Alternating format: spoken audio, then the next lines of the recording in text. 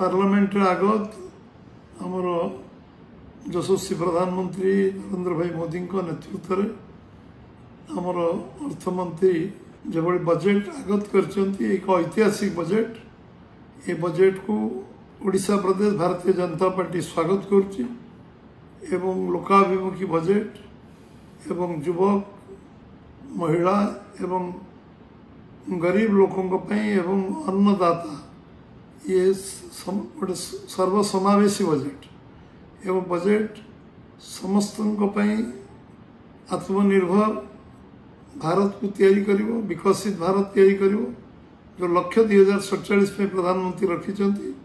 ये बजेट निश्चित भाव में गोटे कम्प्रिहेन्सिव बजेट एवं ये बजेट रे आमे समस्त विकास दृष्टिकोण समस्त आर्थिक विकास दृष्टिकोण ये गोटे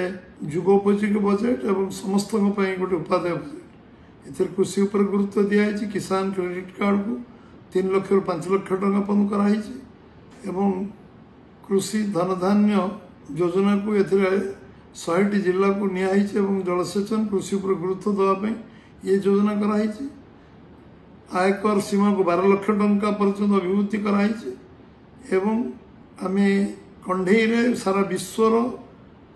नेतृत्व नवा एवं ये इंडस्ट्री करिवार गोटे आरंभ होती भारत आगे अच्छी आहरी प्रमोट करने योजना को कार्यकारी करने 10 वर्ष भर 120टी विमान बंदर उड़ान योजना को क्रियान्वयन करवा एवं ये सब प्रकार आज विकास धारा को बढ़ेवा ये बजेट आभिमुख्य अच्छी एवं समस्ते ये बजेट को स्वागत निश्चित भाव में करेंगे कारण ये बजेट हूँ समस्त में उद्दिष्ट बजेट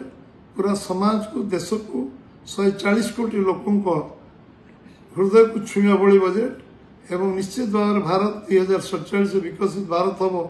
एवं यशस्वी प्रधानमंत्री जो स्वप्न अच्छी से साकार हम ए कौन संदेह नहीं।